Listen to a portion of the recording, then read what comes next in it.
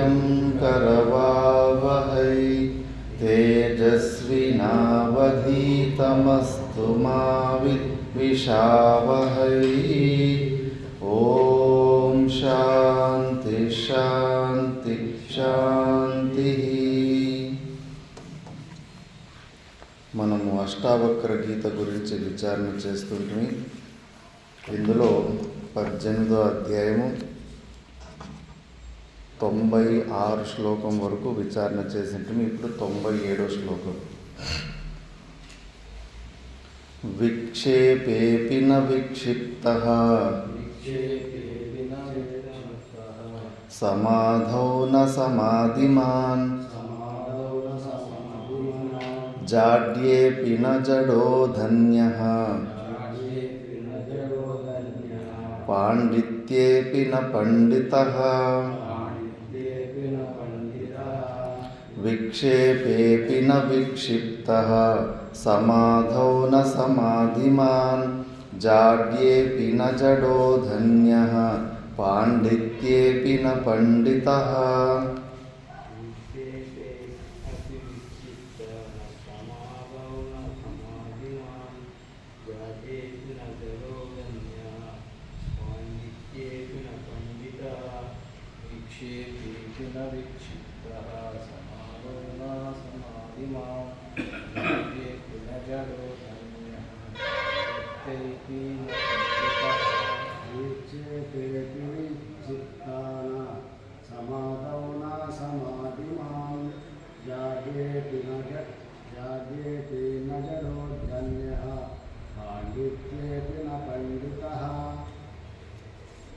జీవన్ముక్త పురుషుడు విక్షిప్తునిలాగా కనిపిస్తున్నప్పటికీ చాలా టెన్షన్లో ఉన్నట్టు, చాలా చింతల్లో ఉన్నట్టు మనకి కనిపిస్తున్నప్పటికీ ఆయన స్వరూపంలో మాత్రము ఏ విక్షేపము ఉండదు.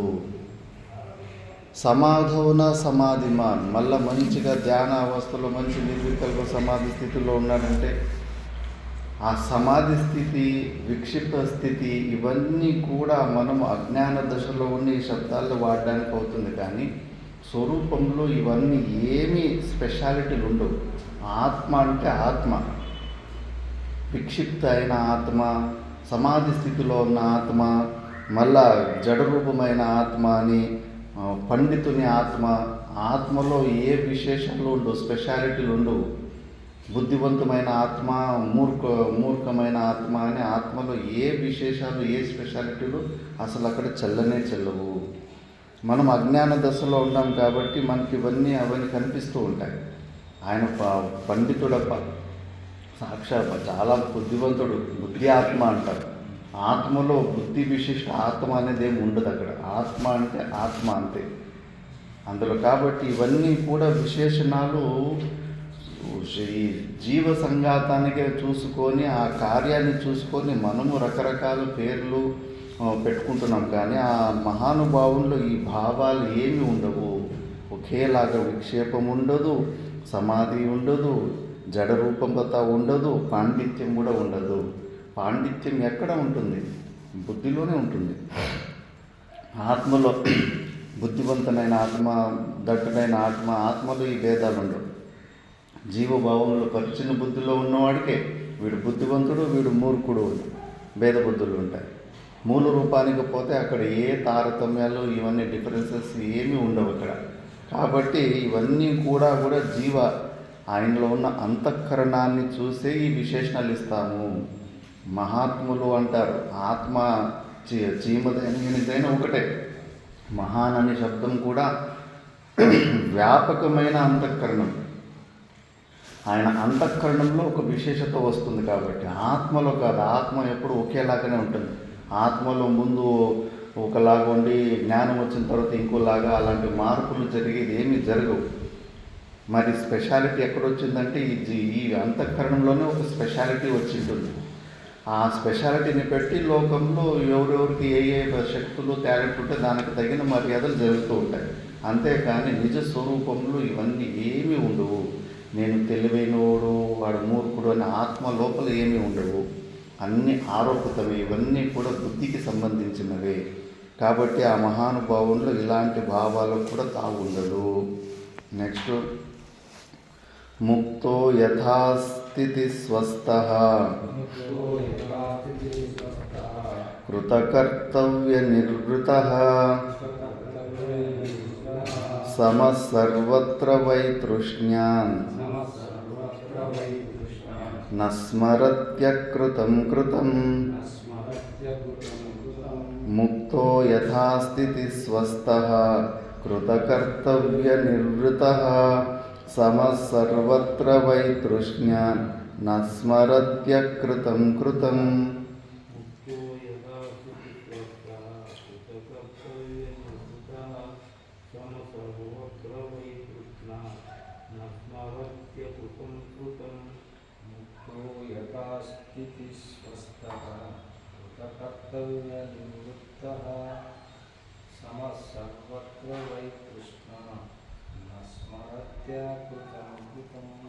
ముక్తో యథా స్థితి స్వస్థః కృతకర్తవ్య నిర్వృతః సమః సర్వత్ర వైతృష్ణాత్ న స్మరాత్యకృతం కృతం.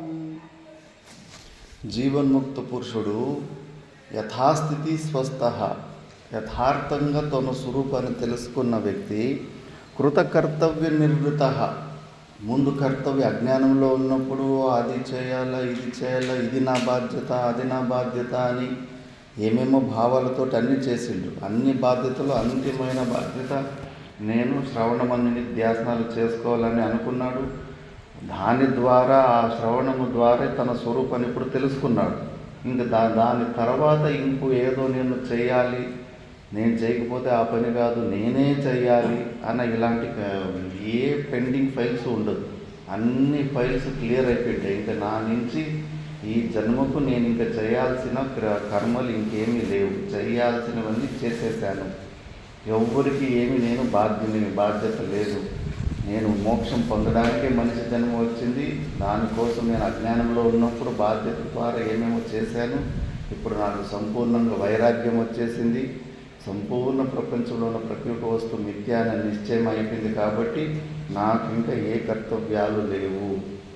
అలాంటి వాడు కృతకర్తవ్య నిర్వృత, ముందు చేయాల్సిందని చేసేసి ఆ కృతకృత్యతను పొందిన వ్యక్తి సమః సర్వత్ర వైతృష్ణ్యాత్ నా స్మరత్యకృతం కృతం. అన్నిట్లోనూ సమదర్శనంగా చూసేటోడు మళ్ళీ ఫ్లాష్ బ్యాక్ గురించి, అయ్యో ఆ పని అట్లా చేయాల్సి ఉంటుంది, అయ్యో ఈ పని ఇట్లా చేయాల్సి ఉంటుంది. జీవునికి ప్రతి ఒక్క జీవుడు ఆలోచిస్తారంట, ఒక్కసారి ఈ సమయము మళ్ళీ నన్ను చిన్న వయసుకు నన్ను తీసుకెళ్ళిపోతే అక్కడి నుంచి మళ్ళీ ఇంకో భగవంతుడు ఇంకోసారి అవకాశం ఇస్తే 1,00,000 కరెక్షన్లు చేసుకోవాలని అనిపిస్తుందంట జీవునికి. మళ్ళీ నాకు తిరిగి 5 సంవత్సరాల వయసు తిరిగి వెళ్ళిపోతే అప్పుడు 5 సంవత్సరాలప్పుడు ఆ తప్పు చేసింటే కదా, ఆ తప్పు చేయకుండా నేను మాకు మంచిగా చేసుకోవాలని అవకాశం ఒకటిస్తూ 1000 సార్లు 1,00,000 సార్లు దాన్ని తిద్దుకోవాలని అనిపిస్తూ ఉంటుంది. అంటే జరిగినవన్నీ అలా తెలుసుకొని పశ్చాత్తాప బాధ ఇవన్నీ పడుతూ ఉంటాడు. కానీ జీవన్ముక్త పురుషుడు నా స్మరణ, అసలు స్మరణ కూడా చేసుకోడు. జరిగింది ఏదో జరిగింది, గతం గతః, ఏదో అజ్ఞాన దశలో ఏమేమో ఊహించుకొని ఏమేమో కల్పించుకొని అన్నీ చేసేసినాం. ఇంకా దాన్ని భూతార్థ స్మరణం వృథాశ్రమ, జరిపిన దాన్ని స్మరించుకోవడము వ్యర్థమైన శ్రమ, అనవసరమైన శ్రమ, అనవసరంగా దుఃఖానికి పాలైపోయి తల భారం అవుతుంది. భవ్యార్థ వ్యసనంతో ప్రారంభ చోద్యక్షణతో, భవిష్యత్తు గురించి చింత చేయడం మూర్ఖత్వమే. ప్రారంభం చూసుకుంటుంది. ఈ జన్మల పూర్వజన్మలు చేసుకున్న పుణ్యపాప కర్మలకి ఇంత ఆయుష్ అని ఫిక్స్ అయిపోయింటుంది. ఆయుష్ ఉన్నంత సమయానికి భోజనం కూడా ఫిక్స్ అయిపోయింటుంది. అనవసరంగా మనం ఇప్పుడు చేస్తున్న ఉద్యోగాలు, పనులు, సేవలు ఇవన్నీ నిమిత్త కారణాలు అంతే. దాన్ని దొరకాల్సింది ఏది అన్నది పూర్వజన్మలోనే నిశ్చయం అయిపోయింది. కాబట్టి ఈ శరీరం మెయింటెనెన్స్ గురించి కానీ దేని గురించి అసలు భవిష్యత్తు గురించి అసలు ఒక క్షణం కూడా ఆలోచించడు. సమయాతీతుడు, అసలు సమయమే అబద్ధమని అనే స్థితిలో ఉన్నాడు. సమయం కూడా అంత అజ్ఞాన దశలో ఉన్నందుకు ఈ సమయం అంతే. అవన్నీ టైము ఇవన్నీ కూడా కల్పితమని ఉన్న వ్యక్తి అసలు స్మరించుకోడు. ఫ్లాష్ బ్యాక్ తెలుసుకొని జరిపినవన్నీ తెలుసుకొని అస్సలు బాధపడు. వేస్ట్ అనుకుంటాడు. ఆయనకు ఆ కోరికే రాదు. నెక్స్ట్ శ్లోకంలో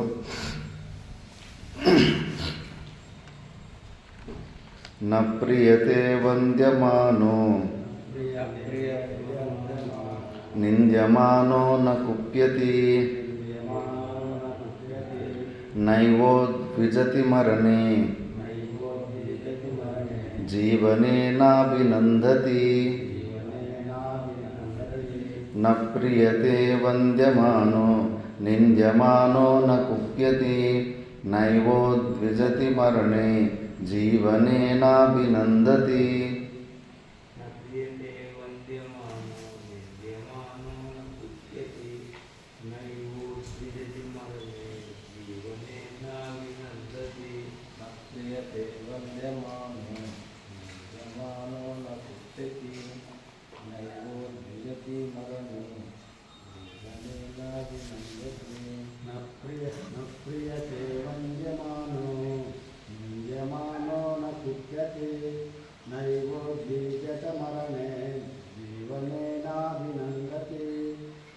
న ప్రియతే వంద్యమాను. పొగిడేటోళ్ళు పొగుడుతూ ఉంటే అసలు ఆయన ఉబ్బిపోడు. నింద్యమానో నా కుప్యతే. ఆయన నిందిస్తూ ఉంటే కూడా ఆయనకు కోపం కూడా రాదు. కోపము వస్తుంది అంటే అజ్ఞానమే మూలం. అక్కడ 100కి 200% ప్రూవ్ అయిపోతుంది. అసలు ఈ శరీర సంఘాతానికి నాకు సంబంధం లేదని వదిలేసిన వ్యక్తికి మళ్ళా మనసావాచ కర్మన ఎవరైనా అటాక్ చేసినప్పుడు కోపం రాకూడదు. వచ్చిందంటే నువ్వు జీవభావాన్ని స్వీకరిస్తున్నావు, అహంకారానికి గుచ్చుకుంటుంది కాబట్టి నువ్వు రియాక్ట్ అవుతున్నావు. దాని వెనకాల కోరిక ఉంది, క్రోధం వెనకాల కోరిక ఉంది. ఆ కోరిక నువ్వు అనుకున్నట్టు జరిగినందుకు దానికి అడ్డం వచ్చిన వాళ్ళ మీద నీకు కోపం వస్తూ ఉంది. కాబట్టి అక్కడ పూర్తిగా అజ్ఞానం ఉంది. అందుకే ఆ మహానుభావునికి అవేమీ లేదు. కాబట్టి ఇంకా శరీర సంఘాతం ఎన్నో తప్పులు చేసి ఉంటుంది, ఊరికే జరుగుతాయా? శాస్త్రం స్పష్టంగా చెప్పింది, మన శరీరంలో వచ్చే అనారోగ్యం కూడా పూర్వజన్మ క్రితం పాపం వ్యాధి రూపేణ సంస్థిత. మరి ప్రతి ఒక్క చిన్న తలనొప్పి, జ్వరము, పొట్టనొప్పి, అన్ని నొప్పులు కూడా మనము చేసిన పాపం ఒక ఫలమే అని శాస్త్రం చెప్తాము. మరి మిగతా దుఃఖాలు మనసా వాచ కర్మన ఎవరైనా ఇబ్బందులు పెడుతున్నారంటే కానీ అది కూడా మనము చేసుకున్న కర్మే. మరి ఈ శరీర సంఘాతం అలాంటి తప్పులు చేసేది, దానికి దెబ్బలు పడుతున్నాయని చెప్పేసి సైలెంట్గా సాక్షిభావంలోకి వెళ్ళిపోతాడు. అందుకే ఏమి వేరియేషన్స్ ఒప్పవు. అదే ఇది లేకపోతే కానీ ఎవరన్నా పొగుడుతూ ఉంటే కానీ ఇంకా అలాంటి వాళ్ళని దగ్గర పెట్టుకొని వాళ్ళకి ఇంకా కొంచెం దక్షిణ డబ్బులు పెట్టుకొని పొగిడించుకుంటూ ఉంటారు. నాయకులు అదే కదా, అలాంటి చెంచాగిరిని చుట్టూ పెట్టుకో ఉంటారు. ఊరికి ఎప్పుడు పొగుడుతూ ఉండాలి. మళ్ళా నింద్యమానోపి నా కుప్యతే. సాధకులకి ఇది చాలా అవసరం. వాళ్ళేమో అనుకుంటున్నారు, వీళ్ళేమో అనుకుంటున్నారు అని నిందలు చేసుకుంటున్నారని దాని గురించి తల చెడుపుకోకూడదు. ఎవరు నిందనించి నిందా దుఃఖంతో అనింద్య దేవ మునిభి నిందాకృత సంస్కృతే. నిందా దుఃఖాన్ని ఎలా తొలగించుకోవాలనుకుంటే నిందకు యోగ్యము కాని దేవతలు, మునులు, అవతార పురుషులే వాళ్ళనే నిందలు చేసుకున్నారు. ఇప్పుడు కూడా టీవీ ఛానల్లో డిబేట్లో స్టార్ట్ అవుతుంటాయి. రాముని, కృష్ణుని ఇప్పుడు కూడా వదలడం లేదు. కృష్ణుడికి అంతమంది భార్యలు ఉన్నారు, కాముకుడు అంటారు, ఎన్నెన్ని రాముని సొంత భార్యని అనుమానించారంటారు. దోషాలు చూసుకొని నిందలు ఇంకా ఇప్పుడు కూడా వదిలిపెట్టలేదు వాళ్ళు. ఎప్పుడో త్రేతాయుగంలో వచ్చిపోయిన రామునే వదిలిపెట్టలేదు, నిందలు చేస్తూనే ఉన్నారు. ఎవరు నోర్లంటే మునికైతుంది మన ద్వారా. మనము దాన్ని స్వీకరించుకోకుండా మన స్వరూపం మీద ఈ శరీర సంఘాతాన్ని చూసి వాళ్ళు ఏమేమో నిందలు చేసుకుంటూ ఉంటారు. దానికి హద్దే లేదు. అందుకే వాటి గురించి తల చెడుపుకోడు జీవన్ముక్త పురుషుడు. నైవో ద్విజతి మరణే నైవో జీవనే నాభినందతి. మంచిగా అనుకూల శరీరం మెయింటెనెన్స్, అనుకూల పరిస్థితి ఉందని అక్కడ ఉత్సాహము ఉండదు. అయ్యో నాకు మృత్యు వస్తూ ఉంది కదా అని మరణం గురించి ఆ భయము ఉండదు. మృత్యు గురించి కూడా ఏమీ భయం ఉండదు. బతకాలని కూడా ఆ కోరిక ఉండదు. వదిలిపెట్టేసి ఉంటాడు, ఎప్పటి రాలిపోతే అది రాలిపోని అని చెప్పేసి. అలాంటి స్థితిలో ఉంటాడు జీవన్ముక్త పురుషుడు. నెక్స్ట్ నధావతి జనాకీర్ణం నారణ్యం ఉపశాంతదీ యథా తథా యత్ర తత్ర సమయేవావతిష్టతే నధావతి జనాకీర్ణం నారణ్యముపశాంతదీః యథా తథా యత్ర తత్ర సమయేవావతిష్టతే.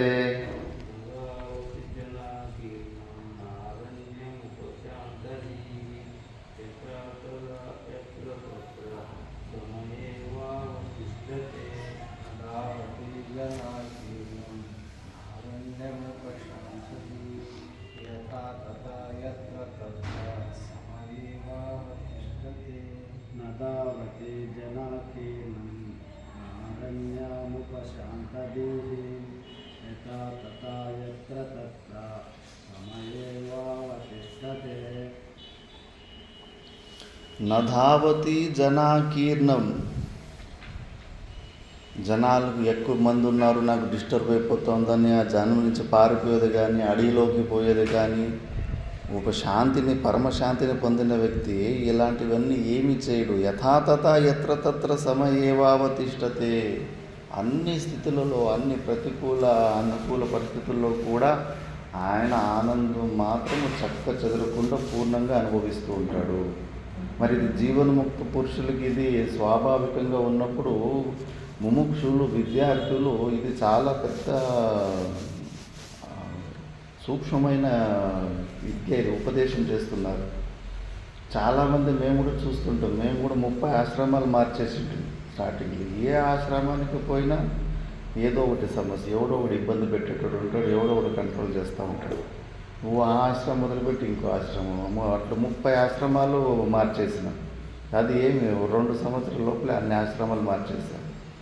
ఎక్కడ పైన సమస్యలు మనకి ఏమనిపిస్తుందంటే, బహుశా ఈ ఆశ్రమంలో ఈ జన మధ్యలో నాకు సాధనకు అనుకూలత లేదు, వేరే ఆశ్రమంలో వేరే మంది దగ్గర నాకు అనుకూలత వస్తుందని. అంటే దేశం నిమిత్తం నువ్వు ఎలాంటి ఆనందాన్ని ఎదుర్కొంటున్నావు, దేశం నిమిత్తము, అనుకూలమైన వ్యక్తుల నిమిత్తము, ఇలాంటివన్నీ చూసుకొని నువ్వు ఆనందాన్ని హాయిగా ఉండాలని అనుకుంటున్నావు.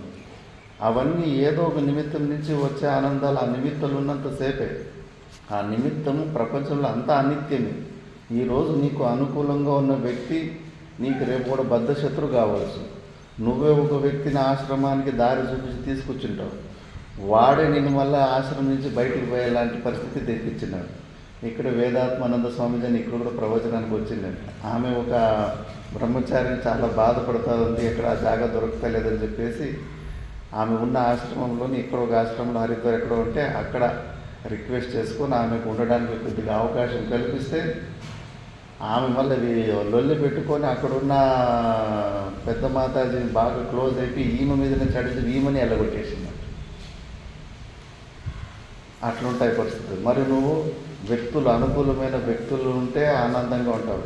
అన్ని నిమిత్తాలు చూసుకుంటున్నావు, కానీ నీ ఆనందము బయట ఉన్న నిమిత్తాలని నమ్ముకొని వచ్చే ఆనందం. ఇది సహజానందం.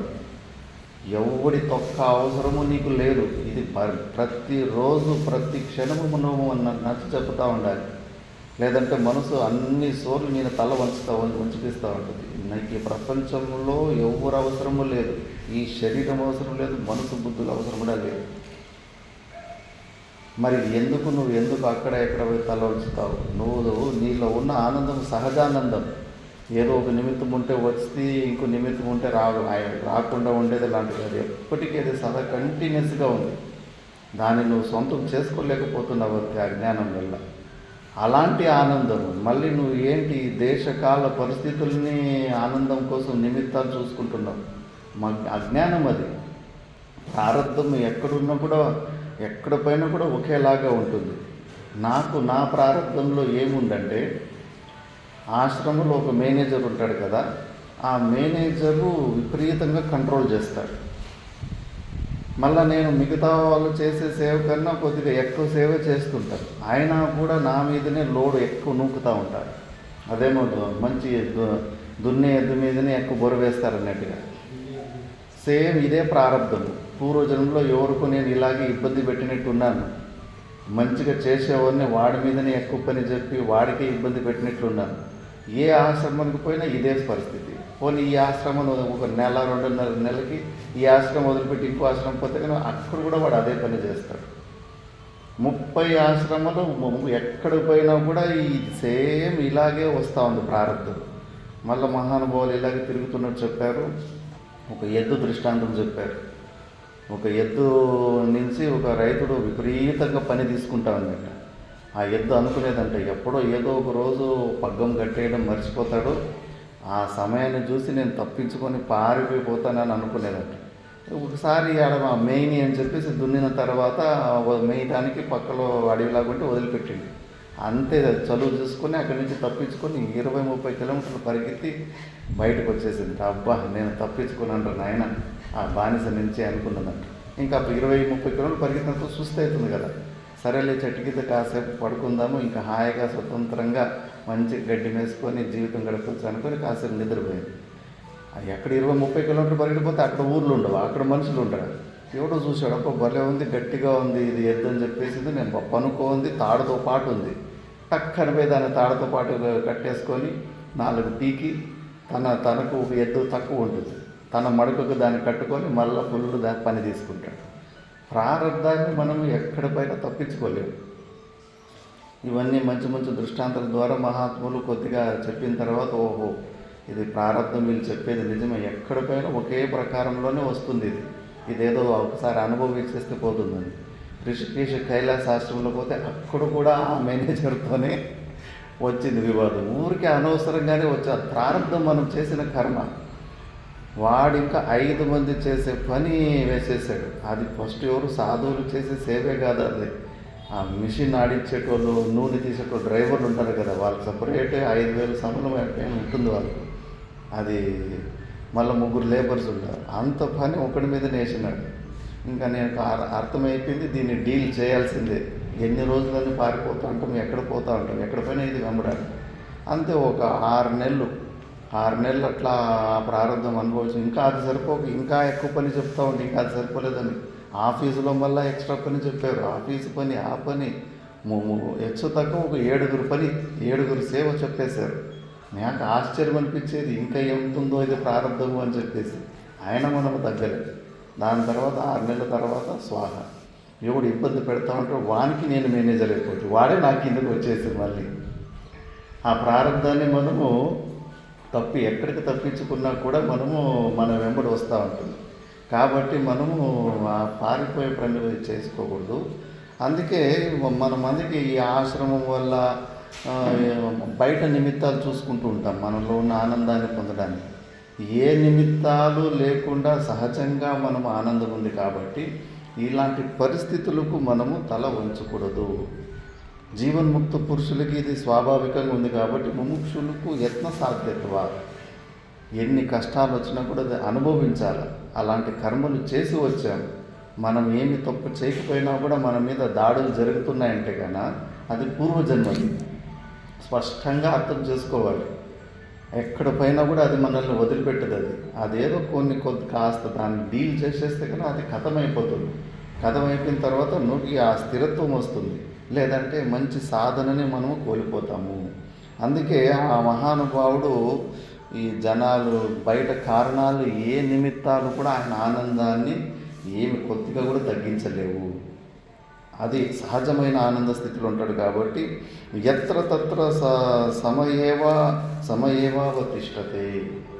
అన్ని పరిస్థితుల్లో కూడా ఆయన పసుపు ఎట్లా అన్ని సాంబార్లలో కలిసిపోతుందో అలాగే ఆయన అన్ని పరిస్థితుల్లో కూడా ఆయన అలాగే అడ్జస్ట్ అయిపోతాడు, ఫ్లెక్సిబుల్గా ఉంటాడు. అలాంటి తత్వం కలిగిన వాడు ఉంటాడు. అందుకే ఆయనకు డిస్టర్బెన్స్ అన్న శబ్దం కూడా ఆయన టచ్ చేయలేదు. ఈ తత్వము, ఈ ప్రశాంతత లేకపోతే ఆ చిన్న సౌండ్లు, ఆ దోమలో పుయ్యమనే సౌండ్, అవి కూడా మనకి పిచ్చి పట్టించేస్తాయి.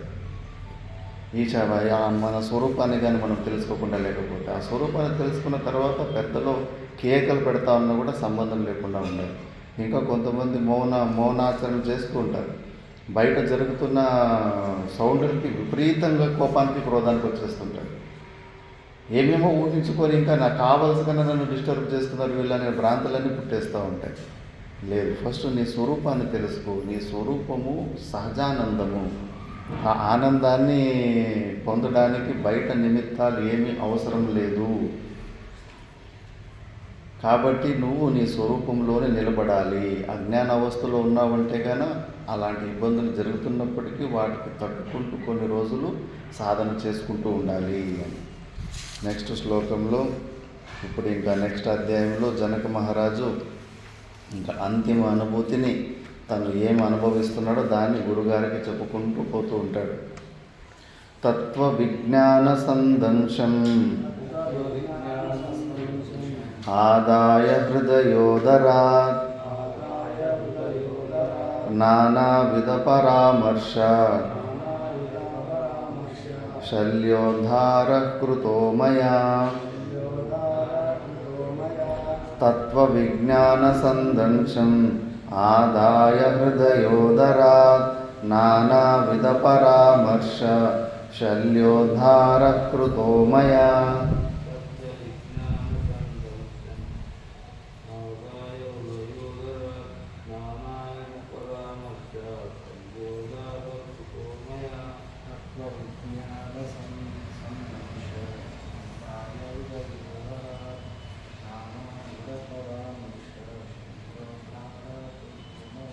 తత్వవిజ్ఞాన సందంశం ఆదాయ హృదయోదరాత్ నానావిధ పరామర్శ శల్యోదార కృతో మయా.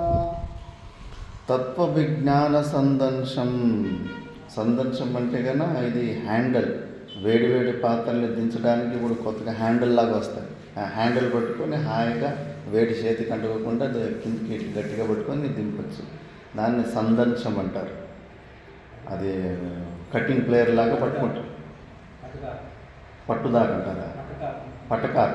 పట్టకార్ అంటారు. తెలుగులో కూడా పట్టకార్ అంటారా? నిప్పుల్ని దాన్ని దీన్ని ఎత్తుకొని ఇట్లా చేస్తారు కదా. చపాతీలు తిరిగేయడానికి కూడా కొంతమంది వాడతారు దాన్ని చిమ్టా అంటారు హిందీలో. అలాంటి తత్వ విజ్ఞానం అన్న ఆ దంశం ద్వారా ఆదాయ హృదయోదరా అంటే మన అంతఃకరణంలో ఉన్న అనేక ప్రకార నానావిధ పరామర్శ శల్యోదార కృతోమయ. ఎన్నో ప్రకారమైన సమస్యలు ముళ్ళుల్లాగా ఏదైతే పుచ్చుకున్నాయో అలాంటి పటకారం తీసుకొని మొత్తం అంతా తీసేసుకున్నాను ఇప్పుడు. అంటే సంపూర్ణ సంశయ నివృత్తి జరిగింది. ఇప్పుడు స్థూల నిఖన న్యాయం కూడా జరిగిపోయింది. ఎక్కడెక్కడ ఏ నూకండు కారణాల్లో విషయాలలో కొన్ని పెండింగ్ ఫైల్స్ లాగా ఉన్నో విచారం చేయకుండా అలాగే ఉన్నో దానివల్ల ఆనందాన్ని పొందకుండా నేను అలాంటి స్థితి నా అజ్ఞాన అవస్థను పొందుతున్నా. ఇప్పుడు ఈ తత్వ విజ్ఞానం అన్న పటకరం నుంచి అంత సమస్యలన్నీ దూరం చేసుకున్నాను. అంటే ఆవరణ భంగాన్ని చేసుకున్నాను. నెక్స్ట్ శ్లోకంలో 3 శ్లోకాలు కంటిన్యూస్గా చూద్దాం. తన స్వరూపం ఎలాంటి స్వరూపంలో ఉన్నాడని వ్యక్తం చేస్తున్నాడు. క్వధర్మ క్వచవా కామః క్వచార్థః క్వా వివేకిత క్వద్వైతం క్వచవాద్వైతం స్వమహిమ్ని స్థితస్య మే క్వభూతం క్వా భవిష్యద్వా వర్తమానమపి క్వవా క్వదేశ క్వచవా నిత్యం స్వమహిమ్ని స్థితస్య మే క్వచాత్మా క్వచవానాత్మా క్వశుభం క్వాశుభం తథా క్వచింతా క్వచవా చింతా స్వమహిమ్ని స్థితస్య మే. అది ఎవరి మొబైల్ అది?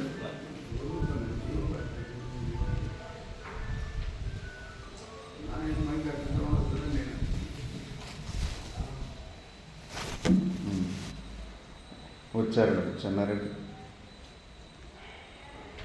క్వధర్మ క్వచవా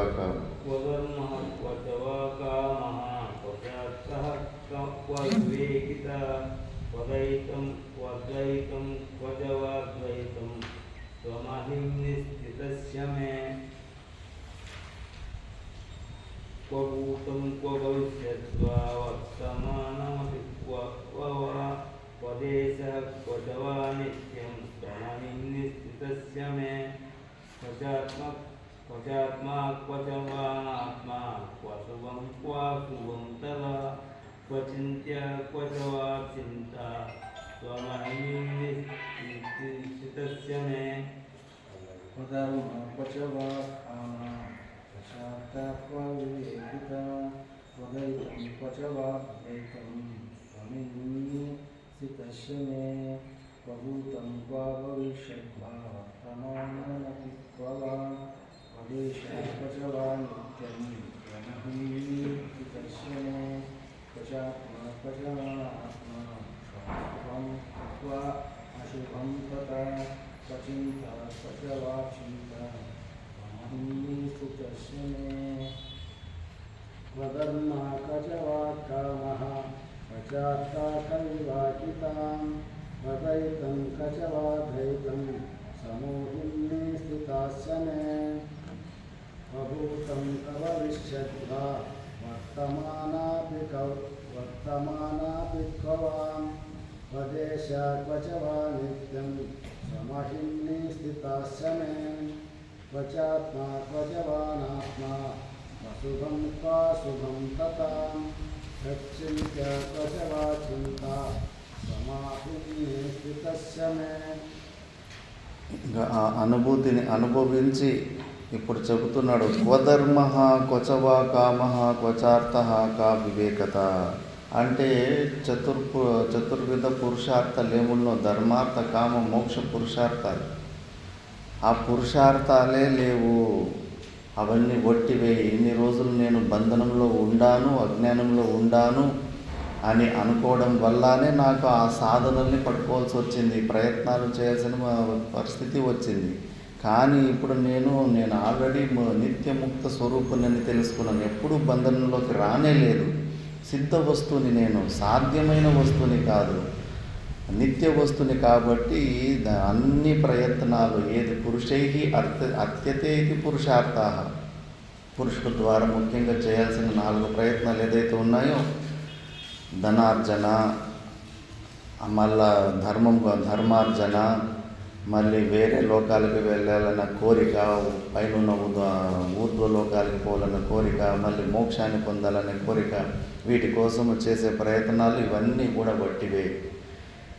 నేను ఇంకా ఏ సాధనలు చేయాల్సిన అవసరం, నాలో ఏ సాధనలు లేవు. నేను సిద్ధ వస్తుని కాబట్టి సాధనలన్నీ అబద్ధమే. క్వద్వైతం క్వచవాద్వైతం, ద్వైతం ఏంటి అద్వైతం ఏంటి అంటే మనం అజ్ఞానంలో ఉండం కాబట్టి అద్వైతం అని. అద్వైతం అంటే ఏంటంటే నా ద్వితీయాదితి అద్వైతం అని. అది సమాసం ద్వారా రెండోది ఏదైతే లేదో అందుకే దాన్ని అద్వయం అంటారు. నా ద్వయ అయితే అద్వయ అంటే నువ్వు నీకన్నా భిన్నంగా రెండో వస్తువుని ఫస్ట్ ఊహించుకొని మళ్ళీ దాన్ని లేదు అంటున్నావు. అక్కడ ఆ స్వరూపంలో అసలు ఆ ఊహకు కూడా తావలేదు కదా. అజ్ఞానంలో ఉన్న ఈ అంతఃకరణ ఊహించుకుంటా ఉంది. కానీ ద్వైతమైన స్థితి, అద్వైతమన్న స్థితి, అవన్నీ దానికన్నా భిన్నంగా ఏదన్నా కొద్దిగా ఆస్కారం ఉన్నప్పుడు ఈ శబ్దాలు వాడడానికి మంచిగా ఉంటుంది. కానీ స్వరూపంలో ఈ ఏ భావాలు లేవు. స్వమహిమ్ని స్థితస్యమే, స్వమహిమ నామ సొంతమైన మహిమలో నేను స్థిరంగా ఇప్పుడు ఏదైతే నిలిచి ఉన్నానో ఇందులో అసలు ఇవి ఏమీ లేవు. భావాలకే అక్కడ తావు లేదు. భావశూన్య సద్ భక్తిరుత్తమ అని రమణ మహర్షి అంటారు చూడండి. అలాంటి స్థితి నాది. ఇవన్నీ కూడా అంతఃకరణ సమస్యలు, పరిచ్ఛిన్న బుద్ధి, ఇవన్నీ కూడా నేను జ్ఞానిని, నేను అజ్ఞానిని, ఇవన్నీ దాని సమస్యలు. మనమైతే ఆ అజ్ఞానాన్ని కూడా సాక్షిభావంలో చూసేస్తున్నాం. ఆ జ్ఞానవానహం, నీలో ఉన్న అజ్ఞానాన్ని కూడా నువ్వు తెలుసుకుంటున్నావు.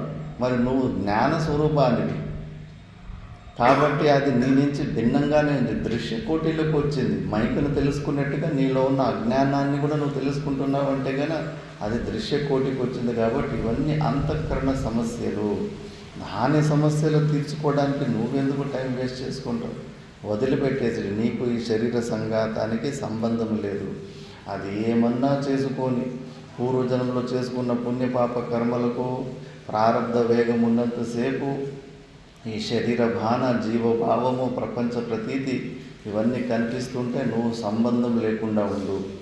ఆ మనసు ఎన్ని రజోగుణ ప్రధానమో తమో గుణ ప్రధానంలో ఏమన్నా చేసుకొని నువ్వు అంటకుండా వాటి సాక్షి భావంలోనే ఉంటాడు. కాబట్టి జీవన్ముక్త పురుషునికి ఇవన్నీ ఏమి కనిపించవు ఆ స్వరూపంలో.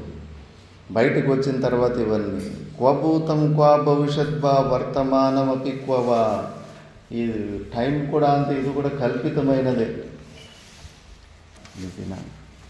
ఊరుకుంటా సరే ఫోన్లో ఇవన్నీ కూడా ఎలాగైతే మనం బయట స్పేస్కి పోతే రాత్రి లేదు పగులు లేదు, భూలోకంలో ఉన్న వాళ్ళకి రాత్రి పగులు అన్నది కల్పితం. నార్వే అని ఒక దేశం ఉంటుంది, అక్కడ 6 నెలలు కంప్లీట్ పగులు, 6 నెలలు కంప్లీట్ రాత్రి. అది ఆ నార్త్ పోల్ అక్కడికి వస్తుంది కాబట్టి అక్కడ మనకి ఇక్కడ ఉన్నట్లు 12 గంటల పగులు 12 గంటల రాత్రి కాదు, 6 నెలలు కంప్లీట్గా సూర్యుడు అస్తమించడు. మళ్ళీ ఇంకో 6 నెలలు కంప్లీట్ మొబ్బే ఉంటుంది. జర్మనీలో వస్తుంది, జర్మనీ పక్కకి అక్కడ నార్వే అని చెప్పేసి. భారతీయులు కూడా ఎంతోమంది ఉంటారు. మరి ఇవన్నీ ఈ దిక్కులు ఎలా కల్పితమో అలాగే సమయం కూడా కల్పితమే, కాలం కూడా కల్పితమే. ఈ అజ్ఞాన అవస్థలో ఉన్నందుకు ఆ స్వరూపంలో పోతే భూతకాలం లేదు, భవిష్యత్తం లేదు, వర్తమాన కాలం లేదు, ఏమీ లేదు. అది బియాండ్ టైం స్పేస్.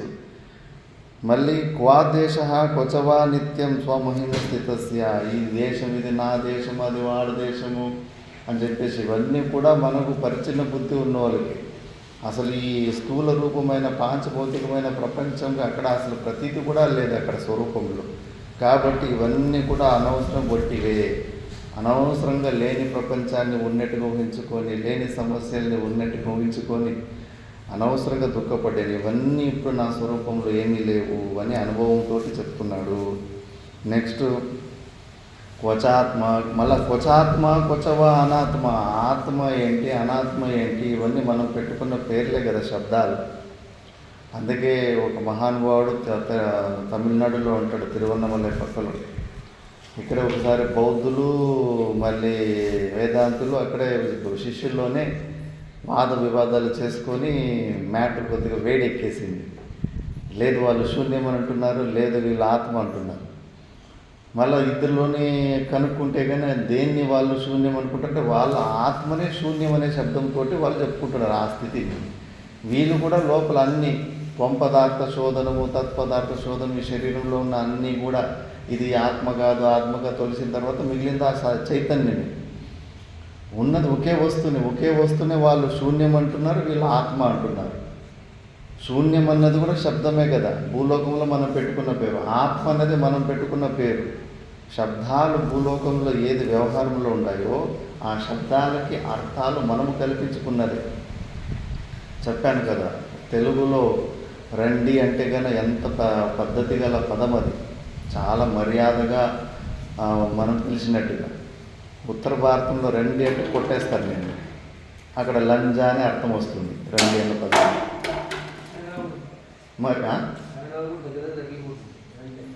రండి కన్నడలో కూడా రండి అని అంటే కన్నా కన్నడలో కూడా ఉత్తర కర్ణాటకలో వాళ్ళకు కూడా కోపం వస్తుంది. మరి ఈ శబ్దానికి అర్థము మనం ఒకలాగా కనిపించుకున్నాము, ఉత్తర భారతంలో ఒకలాగా కనిపించుకున్నాము. అన్ని శబ్దాలకి అర్థాలు మనం కల్పించుకున్న దానికి మనం ఎంత పరేషాన్ అయిపోతూ ఉంటాం. ఆ శబ్దాలు మనకు వచ్చి ఇబ్బంది పెట్టేంత సామర్థ్యం పొందనే లేదు. ఆ సామర్థ్యాన్ని మనమే ఇచ్చుకున్నాం. ఇప్పుడు ఉత్తర కర్ణాటకలోనే ఒకటి కామన్గా ప్రేమగా మాట్లాడుకునేది ఒకటి బూతులాగా ఉంటుంది, నిన్ను అవును అంటారు. అది మళ్ళీ కింద కర్ణాటకలో అంటే కానీ అది పెద్ద బూత్, అది మరడలు జరిగినాయి అంటే నీ అమ్మ అన్నట్టు అర్థం.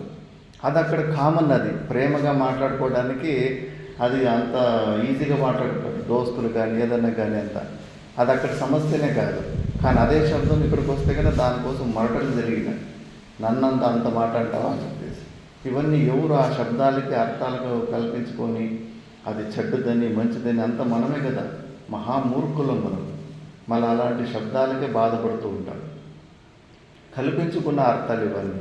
కాబట్టి ఆ మహానుభావుడికి ఇవన్నీ కూడా ఆత్మ అనాత్మ ఇవన్నీ అంతా వట్టి శబ్దాలే. ఉన్నది ఒకటే సచ్చిదానంద స్వరూపుడు. దానికి శబ్దాతీతం, అది శబ్దాల్లో దాన్ని వర్ణించలేము. అది శబ్ద స్వరూపము కాదు, శబ్దము కేవలం లక్షితం చేయగలదంతే. శబ్దానికి కూడా ఆ అర్థం. అందుకే ఎందుకు గురు పరంపర ద్వారా శాస్త్రము ద్వారా దీన్ని అర్థం చేసుకోవాలనుకుంటే, అలా కాకుండా బయట శబ్దాలకు అర్థాలు ఇష్టం వచ్చినట్లు కల్పన చేసుకుంటారు. కాబట్టి శాస్త్రము గురువుల ద్వారానే ఈ శాస్త్రాన్ని వినాలి అని చెప్పేసి. లేకపోతే బ్రహ్మశబ్దము ఆత్మశబ్దము ఎక్కడంటే అక్కడ వాడేసుకుంటారు. మనసుకు కూడా ఆత్మశబ్దాన్ని వాడతారు. ముఖ్యాత్మ, గౌణాత్మ, పరమాత్మ అని ఉంటాయి. గౌణాత్మ అంటే కానీ కొడుకు కూడా ఆత్మీయులము అంటారు. వీళ్ళు నాకు చాలా ఆత్మీయులు అంటారు. బంధువులు కూడా ఆత్మీయులు అనే శబ్దంతో కలుస్తూ ఉంటారు. ఆత్మశబ్దము రకరకాల్లో వాడేస్తుంటారు. అందుకే ఇవన్నీ శబ్దాలంతా ఇవన్నీ ఆత్మతత్వం కానీ అనాత్మతత్వం కానీ అజ్ఞాన అవస్థలో ఉన్న మనకి ఇవన్నీ ఏదో అర్థాలు ఉన్నట్టు కనిపిస్తాయి, కానీ వాళ్ళలో మాత్రము ఈ కాన్సెప్ట్ ఉండదు. శుభం క్వా అశుభం తదా. ఏది మంచిది ఏది చెడుది. నీ స్వప్నంలో జరిగిన చెడు పనులు మంచి పనులు అంతా నువ్వే ఉండవు. మరి నీ స్వప్నంలో ఉన్న ఏ దృశ్యాన్ని నువ్వు ద్వేషిస్తావు? అది నువ్వే అలాగా మారిపోయావు. నువ్వే సింహంలాగా మారిపోయావు. నువ్వే భూత ప్రేతాల్లాగా మారిపోయావు నీ స్వప్నంలో. ఇప్పుడు దాన్ని ద్వేషిస్తే నిన్ను నువ్వు ద్వేషించినట్టే. మరి ప్రపంచంలో పరమాత్మని అధిష్టానం కన్నా భిన్నంగా ఏముంది? దొంగ కానీ వాడు దుర్మార్గుడు కానీ ఏదన్నా కానీ అవన్నీ ఎవరు? పరమాత్మనే కదా. పరమాత్మకు భిన్నంగా ఏముంది ఈ ప్రపంచంలో? కాబట్టి నీవు ఇలా ఉన్నప్పుడు అశుభమేంటి శుభమేంటి? ఇది మంచి పని, అది చెడు పని. ఆ చెడు పని అధిష్టానం లేకుండా చెడు పని నిలవడానికి అవుతుందా? అందుకే రుద్రాభిషేకం చేసేటప్పుడు శివునికి స్థేనానాంపత ఏనమో నమః అంటే దొంగల రాజు దొంగల పతిగా అని చెప్పేసి అలా కూడా అభిషేకం చేస్తారు. మనం అర్థం చేసుకోవాలి. అంతటా ఆయనే ఉన్నాడు. పరమాత్మతత్వమే ఉంది. పరమ దుర్మార్గుడిలో కూడా పరమాత్మతత్వమే ఉంది. మంచివాళ్ళు కూడా పరమాత్మతత్వమే ఉంది. అనవసరంగా మనం భేద బుద్ధులు తెచ్చుకొని రాగద్వేషాలకు లోనైపోతున్నాం. పరమాత్ముడు తప్పితే ఇంకోటి లేదు ప్రపంచంలో. సర్వం బ్రహ్మమయం. ఎంత హాయిగా ఉంటుంది మళ్ళీ నీకు. భేదబుద్ధి ద్వారా నువ్వు అనవసరంగా ఇవన్నీ ఇరుక్కొని దుఃఖం అనుభవిస్తున్నావు. ఆలోచన చేయి. మరి జ్ఞానము కలిగినట్టు నీకు మనసు సమాధానము ఇట్లా మోసం చేస్తూ ఉంది. మళ్ళీ ఈ మిథ్యా ప్రపంచంలోనే ఒకరిని మంచివాడిలాగా చూపిస్తూ ఉంది, ఒకరిని చెడ్డవాడిలాగా చూపిస్తూ ఉంది. చెడ్డవాడు మరి ఎక్కడ నీకు కాకుండా వేరే అధిష్టానం ఉందా? మరి నీకు జ్ఞానం కలిగింది అని నీకు మనసు నచ్చ చెబుతున్నప్పుడు ఆ చెడ్డవాడు నేను ఇబ్బంది పెట్టినోడు, నేను తిట్టినోడు, వాడు కూడా నీ అధిష్టానంలోనే వాడు కూడా మా మిథ్యా రూపంలో కనిపిస్తున్నాడు కదా. ఆ నిర్ణయం మనసు ఎందుకు ఇస్తలేదు? ఆ మనసుని నమ్మకూడదు మనము. అది పార్షియాలిటీ. కొన్ని చోట్ల మిథ్యాత్వ దర్శనం చేపిస్తుంది, కొన్ని చోట్ల ఇట్లా ఆట ఆడిపించేస్తూ ఉంటుంది. అందుకే అంతటికీ కూడా మన స్వరూపమే, సచ్చిదానంద స్వరూపమే అధిష్టానం. పగ్గం ఒకటే ఉంది. 7-8 ప్రకారాల పాములుగా చూసుకునే వాళ్ళు వివిధ రకరకాలుగా చూసుకుంటున్నారు. అధిష్టానం ఒకటే. కాబట్టి ఈ ప్రపంచంలో ప్రతిదానికి అధిష్టమ ఆ సచ్చిదానంద స్వరూపుడే. అందుకే అశుభమేముంది శుభమేముంది? ఇంకా ఎన్ని నియమాలు, ఆ మడిలని అదని, ఇలాంటప్పుడు భగవంతుని తెలుసుకోకూడదు, అలాంటప్పుడు భగవంతుని తెలుసుకోకూడదు. అశుభమేముంది? అలాంటిది నిషిద్ధమైనది ఏముంది? అంతా పరమాత్మ స్వరూపమే కదా. మిడిమిడి జ్ఞానం ఉండడం వల్ల నువ్వు ఎంత మడిని ఎట్లా పాటిస్తావు? లోపల డస్ట్బిన్ పెట్టుకున్నట్టు ఎప్పుడు మలమూత్రాలు ఎప్పుడు లోపలనే ఉంటాయి. ఏం మడి పాటిస్తాను? పోనీ ఈ శరీరం ఏమన్నా ప్లాస్టిక్ కవర్ లాగా లోపల ఉన్న నీళ్ళు బయటకు రాకుండా ఆపేదనుకుంటున్నావో? తూట్లు గిన్నెది చెమట రూపంలో అంతా లోపలున్న చెడ్డ రసమంతా చెమట రూపంలోనే బయటకు వస్తూ ఉంది. ఎండాకాలం అయితే కానీ ఇంకా ప్రతి క్షణము మలమే లోపలున్న మూత్రమే బయటకు వచ్చేస్తూ ఉంటుంది. చలికాలంలో మూత్రం ఎక్కువ ఎందుకు వస్తుంది? ఎండాకాలం ఎందుకు రాదు? చెమట రూపంలో మూత్రమే బయటకు వస్తూ ఉంది. మరి నువ్వు ఎక్కడ పడిని పాటిస్తావు? ఏం పాటిస్తావు? నీ మూర్ఖత్వం కాకపోతే. మంచి లేదు చెడు లేదు, ప్రపంచంలో అంతా ఒక పరమాత్ముడే ఉన్నాడు. క్వా చింత క్వవా చింత, చింతలేని స్థితి ఏంటి? దేని గురించి ఆలోచన చేసుకున్నావు? నువ్వు పరమాత్మని గురించినే నువ్వు ఆలోచన చేస్తున్నావు. మైకు గురించి ఆలోచన చేస్తే కూడా పరమాత్మ గురించి ఆలోచనే, టేబుల్ గురించి ఆలోచిస్తే పరమాత్మ గురించినే ఆలోచన. మరి అంతటా బ్రహ్మాకార వృత్తినే ఉంది. స్పెషల్గా కొన్ని వస్తువుల్ని వదిలిపెట్టేసి కొన్నిటి మీదనే మనసుని ఎందుకు అనవసరంగా మూర్ఖత్వం ద్వారా ప్రయత్నం చేస్తున్నాం? నా మనసుని కేవలం భగవంతుని మాత్రమే దర్శనం చేస్తాను. భగవంతుని కానిది ఏ వస్తువు ఉంది? ఆ భగవంతుని అధిష్టానం చేస్తే ఒక్క వస్తువు నామరూపాత్మైన జగత్తులో ఒకటి నిలబడదు. ప్రతి ఒక్క వస్తువును ఆ పరమాత్మ స్వరూపమే. సర్వం బ్రహ్మమయం, అంతటా ఆ భగవంతుడే ఉన్నాడు. మరి నువ్వు దేనికి ఏదో ఎక్స్ట్రాగా ప్రయత్నం చేసి పొందాలనుకుంటావు? అంతటా నువ్వే ఉండవు. నీ స్వరూపమే ఆ భగవంతుని స్వరూపం. ఆ సత్యాన్ని తెలుసుకో. ఇంకా నీకు ద్వేషాన్ని ఎక్కడొస్తుంది? ఎవరిని? నీ చెయ్యి నువ్వు కొరుక్కుంటావా? నీ నాలుగు నువ్వు కొరుక్కుంటావా? అంతటా నువ్వే ఉండవు కదా. మహామూర్ఖత్వము, తెలిసిన మూర్ఖత్వము. తెలిసిన మూర్ఖుడు అంటారు కదా, చదివిన మూర్ఖుడు తెలిసిన మూర్ఖుడు అని. ఇట్లా అంత తెలిసిన మూర్ఖత్వం మనది. అర్థమైనట్టు మనసు చెప్తా ఉంటుంది, కానీ మళ్ళీ వీడి మీద అనవసరంగా కోపాలు తాపాలు వస్తూ ఉంటాయి. అంతటా నువ్వే ఉండాలి.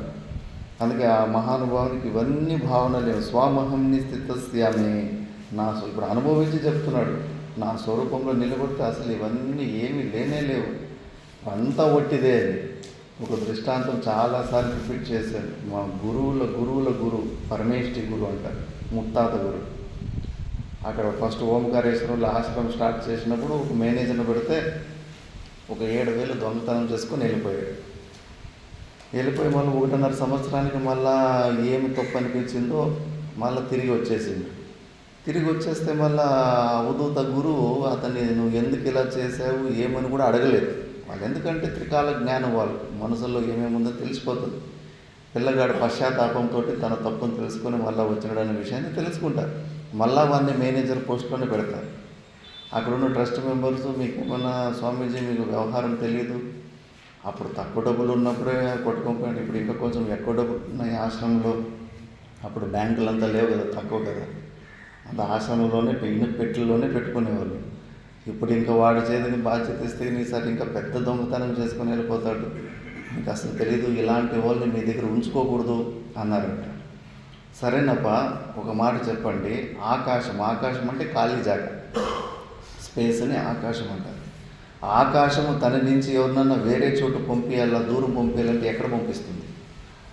ఎక్కడ పంపించినా ఖాళీ స్థలం ఉండే ఉంటుంది కదా. స్పేస్, ఆకాశము సర్వవ్యాపకమైంది కదా. స్పేస్ అన్నది అంతా కూడా ఆ స్పేస్లోనే, భూమండలాలు, సూర్యుడు, చంద్రుడు, నక్షత్రాలు అన్నీ ఆ స్పేస్లోనే ఉంటాయి.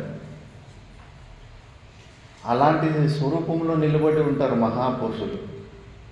అది ఎక్కడికి పంపించలేదు కదా. అలాంటి వ్యాపక స్థితిలో ఉన్నోడికి దొంగేడి, మంచోడేంటి, అందరూ తన స్వరూపమే. ఆ భేదబుద్ధులే ఉండు వాళ్ళకు. అంతటి ప్రాక్టికల్ స్థితికి వెళ్ళాలి మనం. కాబట్టి వాళ్ళకు ఇవన్నీ స్వమహిమలో నిలబడిన వాళ్ళకు ఇవన్నీ ఏ భేద బుద్ధులకు అక్కడ తావు ఉండదు. నెక్స్ట్, క్వ స్వప్న క్వ సుషుప్తిర్వా క్వచ వా జాగరణం తథా క్వ తురీయం భయం వాపి స్వమహిమ్ని స్థితస్య మే క్వ దూరం క్వ స్వమీపం వా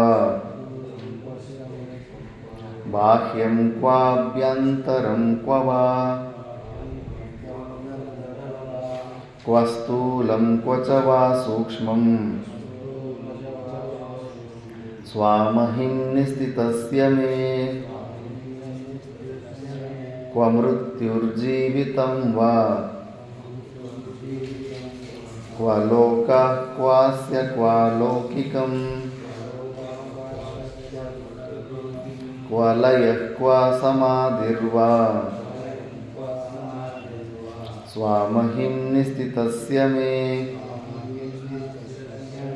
అలం త్రివర్గకతయా యోగస్య కతయాప్యలం అలం విజ్ఞానకథయా విశ్రాంతస్య మమాత్మని. విశ్రాంతస్య మమాత్మని. ఇది వచ్చారు.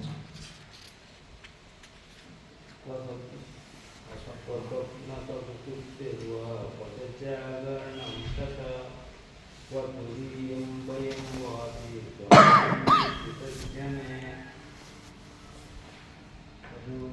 క్వదూరం క్వసమీపం వా బాల్యం క్వాభ్యంతరం క్వ వా క్వస్థూలం క్వచ వా సూక్ష్మం త్వమస్మిస్తస్య మే.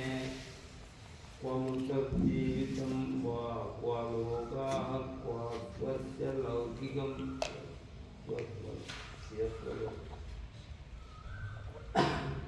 క్వలయః క్వసమాధిర్వా త్వమస్మిస్తస్య మే. అలం త్రివర్గకతయో యోగస్య కతయో వ్యలం అలం విజ్ఞానకతయా విజ్ఞాతస్య మహాత్మని.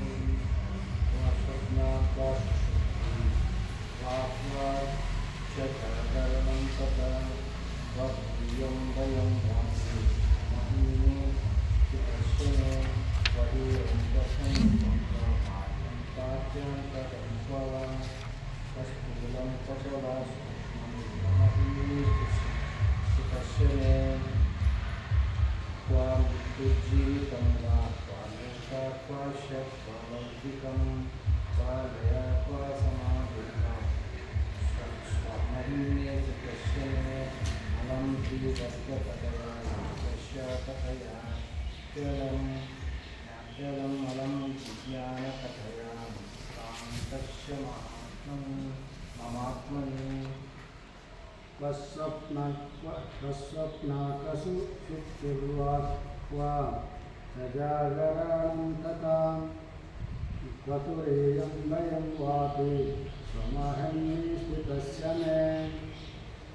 క్వదూరం క్వసమీపం వా బాహ్యం కాభ్యంతరం క్వ వా వస్తూలం క్వచ వా సూక్ష్మం త్వమస్మిస్తస్య మే.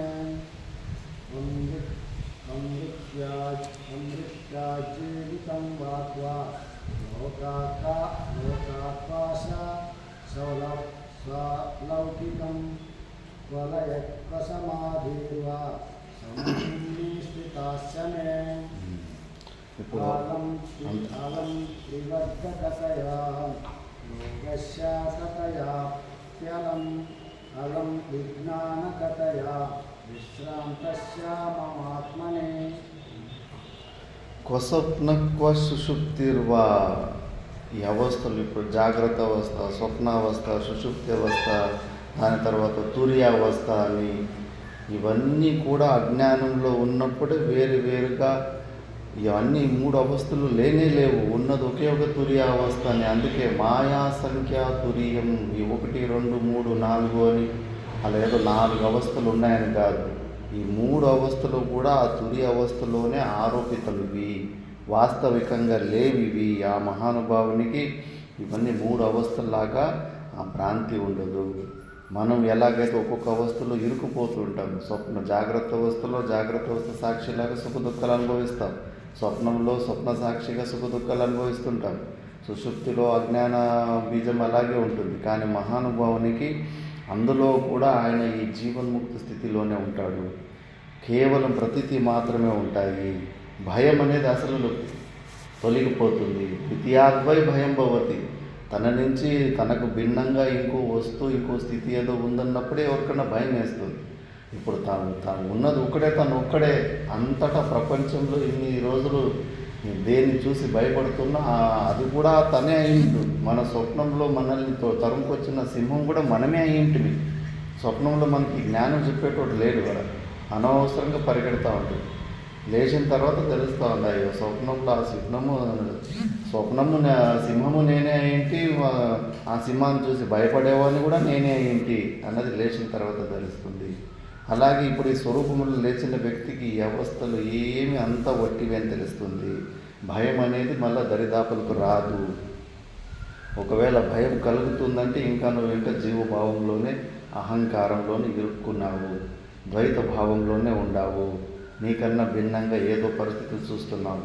నీకన్నా భిన్నంగా మృత్యుని చూస్తున్నావు, నీకన్నా భిన్నంగా అనారోగ్య పరిస్థితులను చూస్తున్నావు, నీకన్నా భిన్నంగా ఆకలి దొప్పుల్ని చూస్తున్నావు. కాబట్టి నీకు భయం వేస్తూ ఉంది వీటి గురించి. ఆ స్థితిలో పొందిన మహానుభావునికి అన్నిటికీ ఆత్మస్వరూపుడైపోతాడు. అన్నిటికీ నేనే అధిష్టానం అనుకుంటాడు, లెక్క చేయడు. మళ్ళా దూరం ఇంతకుముందు భగవంతుడు అంటే పైనకి ఆకాశానికి చూసుడే. ఊహల్లో కూడా మనకు భిన్నంగానే బయట ఊహించుకోవడమే కానీ మనకు అభిన్న రూపంలో పరమాత్మని చూసుకునే అలవాటు లేనే లేదు జనాలకు. కాబట్టి ఆ దూరము లేదు, సమీపము లేదు, బయట స్థూల రూపమైన అంటే అది సర్వవ్యాపకమైన వస్తువుల్లో దూరము దగ్గర అన్న మాట లేదు. ఆకాశం మనకు ఎంత దూరం ఉంది? పైన కనిపించి మేఘాలు ఉన్న ఆకాశం కాదు, ఖాళీ జాగాని ఆకాశం అంటారు. ఖాళీ జాగానికి మనం ఎంత దూరంలో ఉన్నాం? నారాయణ చైతన్య ఎన్ని ఫీట్ల దూరంలో ఉన్నాం ఖాళీ జాగానికి?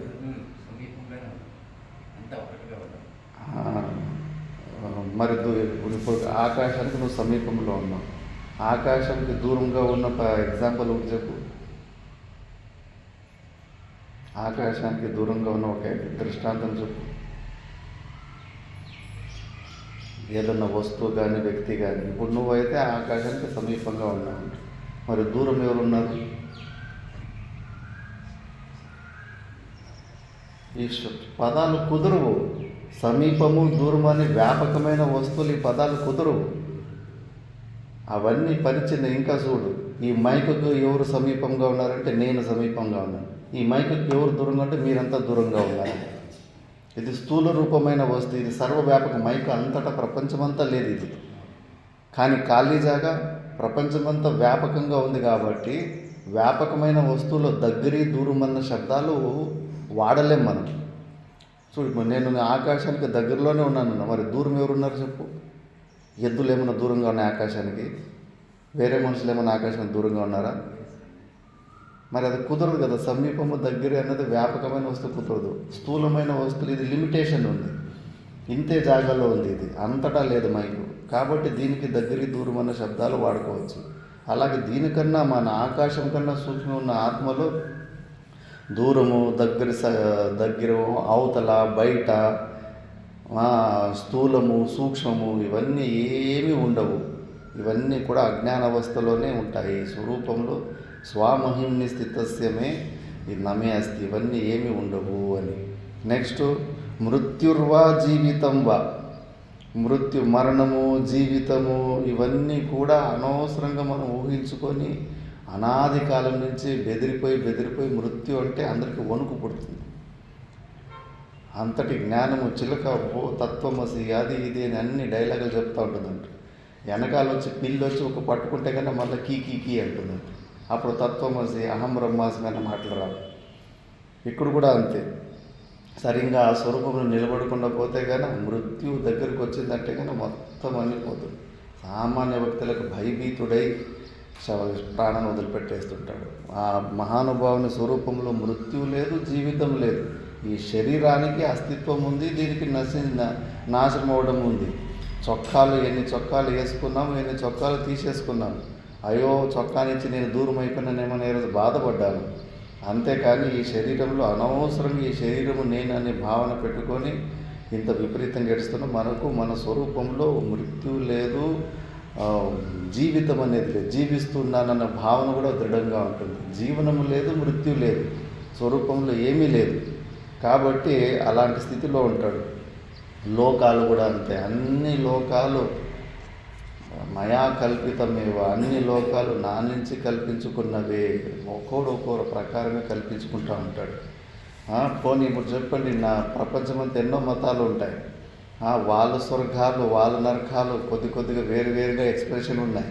మరి మీరు చచ్చిపోయిన తర్వాత హిందువుల నరకానికి వెళ్తారా, హిందువుల స్వర్గానికి వెళ్తారా, ముస్లిమ్స్ స్వర్గానికి వెళ్తారా, ముస్లిమ్స్ నరకానికా, లేదా క్రిస్టియన్స్ స్వర్గము, క్రిస్టియన్స్ నరకము? ఏ నరకానికి, ఏ స్వర్గానికి వెళ్తారు?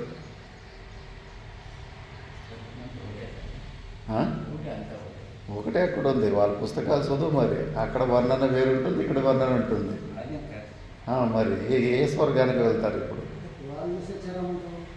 అంతా వాళ్ళు ఊహించుకుని, ఎవడు స్వర్గాన్ని ఎవడు నరకాన్ని వాడు ఊహించుకొని ప్రొజెక్ట్ చేసుకుంటూ ఉంటాడు. సంపూర్ణ లోకాలన్నీ కూడా మన ద్వారానే కల్పితము. ఈ సత్యాన్ని మనం తెలుసుకోవాలి. కాబట్టి ఇప్పుడు ఆ లోకాలే మాయమైపోయినాయి. క్వా లయ క్వా సమాధి. లయం ఏంటి? జీవుడు ఈ బ్రహ్మలో లయం కావాలంటారు. ఎట్లా లయం కావాలి? ఇప్పుడు పెద్ద ఖాళీ జాగా ఉంటుంది. ఖాళీ జాగాలో కుండని చేస్తుంది. ఆ కుండని చేసిన తర్వాత కుండ లోపల ఉన్న కుండలో ఉన్న ఖాళీ జాగా, బయట ఉన్న పెద్ద ఖాళీ జాగాని 2 ఖాళీ జాగాల్లాగా కనిపించినాయి. ఆ కుండ లోపల ఉన్న ఖాళీ జాగము ఆ పెద్ద ఖాళీ జాగాలో లయం అయినప్పుడు ఆ కుండను బద్దలు కొట్టేస్తే ఇట్లా నడుచుకుంటూ పోయి లయం అవుతుందా? ఎట్లా లయం అవుతుంది? లయం అనేది ఒట్టి మనం వాడుతున్న శబ్దాలు కొడుతున్నామంటే ఆ ఖాళీ జాగ ఎక్కడుందో అక్కడ ఖాళీ జాగాలు నడుచుకుంటూ పోవు. దానికి చేతులు కాళ్ళు లేవు, ఏ క్రియలు జరగవు. లయం అనేది ఏమి క్రియ జరగదు. ఇప్పుడు చక్కెర పోయి పాలలో కలిసినట్టు జీవుడు పోయి పరమాత్మలో కలిసేది లేదు. వ్యాపకమైన వస్తువులు అసలు ఆల్రెడీ అంతే, కేవలం ఆవరణ భంగం. అక్కడ కుండ బద్దలు కొట్టినట్టు మనలో ఉన్న ఈ శరీర భావాన్ని మనము వివేకం ద్వారా బద్దలు కొట్టుకోవాలి అంతే. మళ్ళీ ఏమి లయ క్రియలు ఏమి జరగవు. కాబట్టి మనం ఉన్న అలాంటి వ్యాపక వస్తువులు ఆ లయము లేదు, సమాధి. బలవంతంగా కళ్ళు మూసుకొని, చెవులు మూసుకొని, అన్నీ మూసుకొని మనసుని బలవంతంగా భూమధ్యలో పెట్టి విపరీతమైన ప్రయాసాలు చేస్తూ ఉంటారు. ఆ స్వరూపంలో నువ్వు ఎందుకు ప్రయాసాలు చేయాలి? నువ్వు ప్రయాసం చేసిపోతే నీలో ఉన్న ఆత్మ చచ్చిపోతుందా? దానికి ఏమన్నా అవుతుందా? అనవసరంగా నువ్వు ఈ అహంకారంలో చిక్కుకొని అనవసరంగా పని పెంచుకుంటున్నావు. కానీ ఆ స్వరూపంలో నువ్వు చేసే క్రియలకు నువ్వు కార్చుకునే చెమటకు ఏమి ప్రయోజనం లేదు, వ్యర్థమైన పరిశ్రమలు. అందుకే ప్రాణాయామాలు చేయాలా, అది చేయాలా, ఇది చేయాలని ఏమేమో ఊరికి ఎగురుతా ఉంటుంది మనసు. ఏదో ఒకటి సాధన చేయాలి. ఏది చేయకుండానే ఎట్లా? ఉన్న ఫలంగానే నువ్వే బ్రహ్మ అంటున్నారు, నువ్వే జీవుడు అంటున్నారు. ఏది చేయనీకపోయినా కూడా అది వేస్ట్, ఇది వేస్ట్ అంటున్నారు. నాకు అలాగే కోపం వచ్చేది. ఇదేమరా నాయన ఈ అద్వైత సిద్ధాంతం, దేన్ని కూడా ఒప్పుకోవడం లేదు, అన్ని కూడా ఆపేదట. మరి అదే సత్యం. ఉన్న సత్యాన్ని నువ్వు సచ్చిదానంద స్వరూపుడు అనే సత్యాన్ని నువ్వు తెలుసుకోకుండా అనవసరంగా వ్యర్థమైన పరిశ్రమలు చేస్తే అదేమన్నా క్రియాసాధ్యమా? క్రియల ద్వారా ఏదన్నా ఉత్పన్నమైందంటే అది అనిత్యమైన వస్తువు. యద్యత్ కృతకం తత్తద్ అనిత్యం. నువ్వు చేతులు కాలు ఏదో ఒకటి పని చేసి పని ద్వారా నువ్వు ఏమేమి పొందినావు, ఏదన్నా పొందింది నువ్వు, అన్నీ అవి ఏదో ఒకరోజు నశించిపోతాయి. మరి నువ్వు అలాంటిది నువ్వు క్రియల ద్వారా, పని ద్వారా, క్రియ ద్వారా నువ్వు ఆత్మజ్ఞానాన్ని పొందిన కూడా ఆత్మజ్ఞానం కూడా నశించిపోతుంది. క్రియాసాధ్యమైనది కాదు ఆత్మజ్ఞానం, విచారసాధ్యం. విచారము ద్వారా నువ్వు తెలుసుకోవాలంటే అది సిద్ధ వస్తువు. అది మరి అది క్రియల అక్రియా స్వరూపం. అది అందులో ఏ క్రియలు క్రియలు జరుగుతున్నట్టు నువ్వు ఊహించుకుంటున్నావు. కాబట్టి ఈ సత్యాన్ని తెలుసుకోవాలి. ఆ మహానుభావుల్లో ఈ సమాధి అలవాట్లు కానీ, ధ్యానాలు కానీ, జపాలు కానీ ఇవన్నీ ఏమీ అవసరం ఉండదు. అన్నీ అనవసరమే. నేను ఉన్న పొలంగా నేను సచ్చిదానంద స్వరూపునని దృఢ నిశ్చయం జరిగిపోయింది. స్వామహిమ్ని స్థితస్య, నా స్వరూపంలో నిలబడిన వారికి ఇవన్నీ కూడా అంత టైం వేస్ట్. అతను అనవసరంగా వ్యర్థంగా ఇవన్నీ పనులు చేశాను అని అనిపిస్తూ ఉంది. నెక్స్ట్ అలం త్రివర్గ కథయ, ధర్మార్థ కామ, ఈ పురుషార్థాలు 3 పురుషార్థాల గురించి అనవసరంగా ప్రయత్నం చేశాను. ఇప్పుడు నాకు అది అవసరమే లేకుండా పోయింది. యోగస్య కథయాపయలం అని ఇవి యోగ మార్గాలు, ప్రాణాయామం, ప్రత్యాహారము, అహింస, ఇవన్నీ అనవసరంగా చేసింది వ్యర్థమైన ప్రయత్నాలు. దాని అవసరం లేకుండా పోయింది నాకు. అలం విజ్ఞాన కథయ, శ్రవణ మనన నిధ్యాసనాలు, ఇవి కూడా అనవసరంగా చేశాను. అసలు నేను ఎప్పటికీ బంధనంలోకి రాలేదు. అనవసరంగా ఇవి ఇప్పుడు దీని ఆలంబం కూడా నాకు అవసరం లేదు. విశ్రాంతస్య మమాత్మని, నేను కంప్లీట్గా విశ్రాంతి, కంప్లీట్ రెస్ట్ తీసుకుంటాను నా స్వరూపంలోని. అనవసరంగా ఇన్ని రోజులు నేను బంధనంలో ఉన్నాను, అజ్ఞానంలో ఉన్నాను. నాకు సంబంధం లేని ఈ శరీరంలో ఉన్న సమస్యలన్నీ నా సమస్యలు అనుకొని అనవసరంగా వ్యర్థమైన పరిశ్రమలు చేశాను. నాకు ఇప్పుడు స్వరూపంలో పోయి స్పష్టంగా చూశాను, నాకు వీటికి సంబంధమే లేదు అని. ఇలా తన అనుభూతిని వ్యక్తం చేస్తున్నాడు జనక మహారాజు. మిగతాది మనము నెక్స్ట్ క్లాస్లో ఓం పూర్ణమదః పూర్ణమిదం పూర్ణాత్ పూర్ణముదచ్యతే పూర్ణస్య పూర్ణమాదాయ పూర్ణమేవావశిష్యతే. ఓం శాంతి శాంతి శాంతి.